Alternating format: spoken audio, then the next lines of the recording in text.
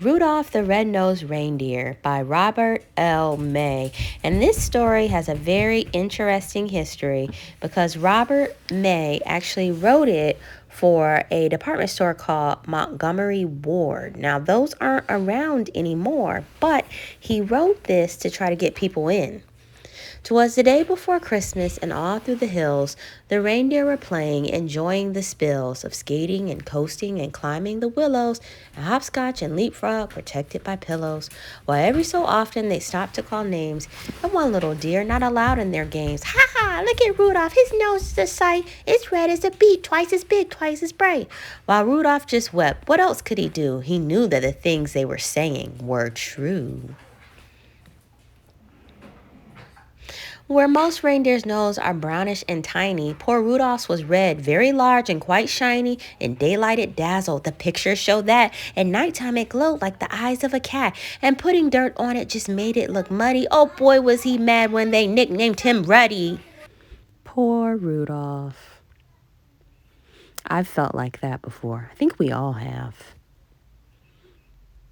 Although he was lonesome, he was always was good, obeying his parents as good reindeer should. That's why, on this day, Rudolph almost felt playful. He hoped that from Santa, soon driving his sleigh full of presents and candy and dollies and toys for good little animals, good girls and boys, he'd get just as much, and this is what pleased him as the happier, handsomer reindeer who teased him.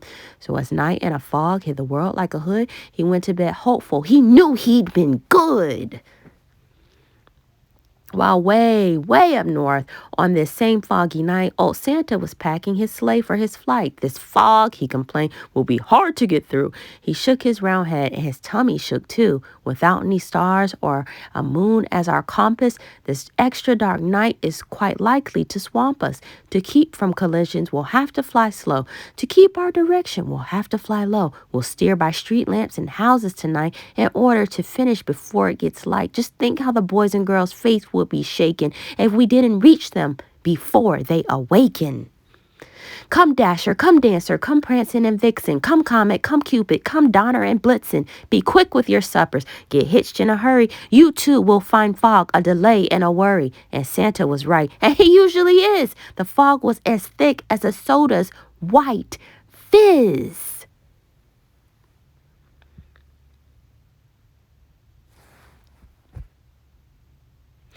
Just not getting lost needed all Santa's skill. With street signs and numbers more difficult still, he tangled in treetops again and again, and barely missed hitting a tri-motored plane. He still made good speed with much twisting and turning as long as the street lamps and house lights were burning. At each house, first noting the people who lived there, he quickly selected the right presents to give there. By midnight, however, the last flight had fled.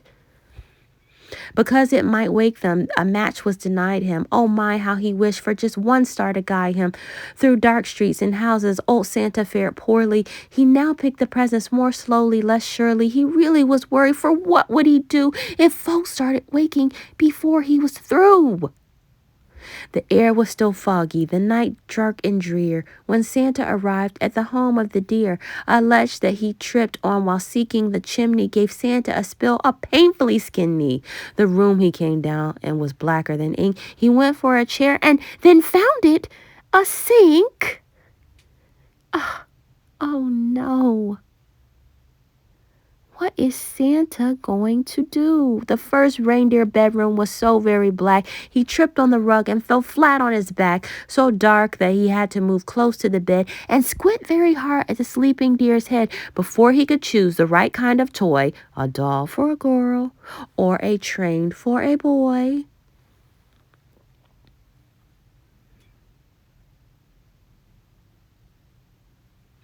But all this took time and filled Santa with gloom, while slowly he groped toward the next reindeer's room. The door he just opened, then to his surprise, a dim but quite definite light met his eyes. The lamp wasn't burning. The glow came instead from something that lay at the head of the bed, and there lay. But wait now, what would you suppose? The glowing, you guessed it, it was Rudolph's red nose! So this room was easy. This one little light let Santa pick quickly the gifts that were right. How happy he was till he went out the door. The rest of the house was as black as before, so black that it made every step a dark mystery. And then came the greatest idea in all history.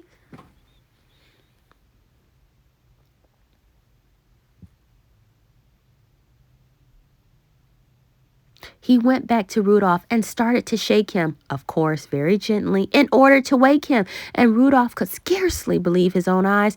You can just imagine his joy and surprise at seeing who stood there so real and so near while telling the tale we've already told here. Poor Santa's sad tale of distress and delay, the fog and the darkness and losing the way, the horrible fear that some children might waken before his complete Christmas trip had been taken. And you, he told Rudolph, may yet save the day. Your wonderful forehead may yet pave the way for a wonderful triumph. It might. Old Santa, you notice, was extra polite to Rudolph regarding his wonderful forehead. To call it a big shiny nose would sound horrid.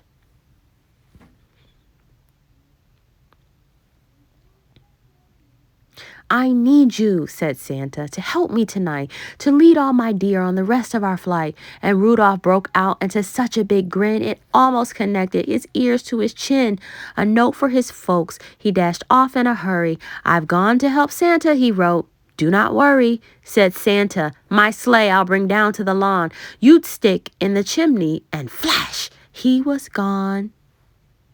So Rudolph pranced out the door very happy and took his proud place at the end. The rest of the night, well, what would you guess? Old Santa's idea was a brilliant success, and brilliant was almost no word for the way that Rudolph directed the deer and the sleigh.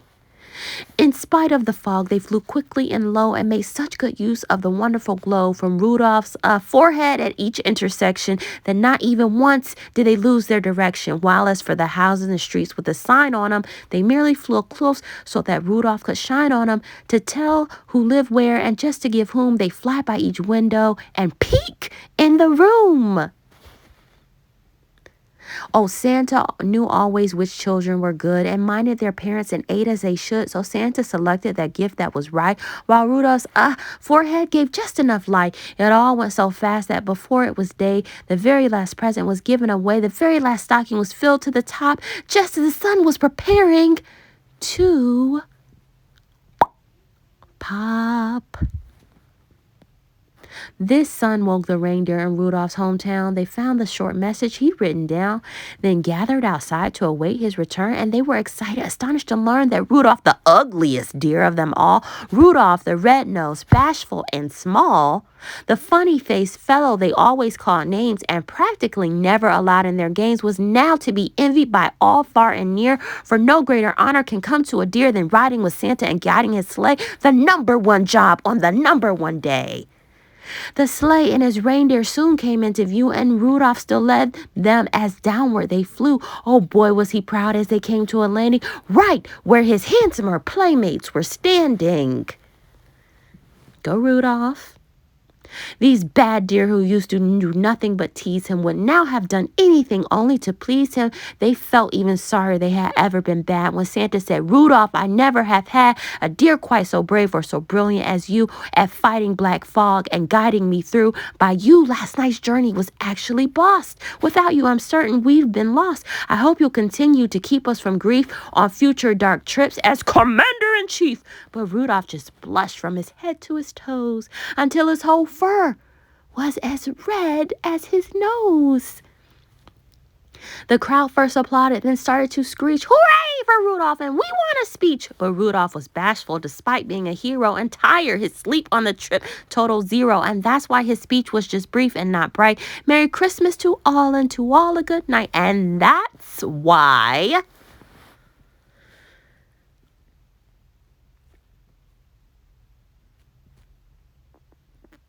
Whenever it's foggy and gray, it's Rudolph the Red-Nosed who guides Santa's sleigh by listening this Christmas, but don't make a peep, because that late at night, children should be asleep.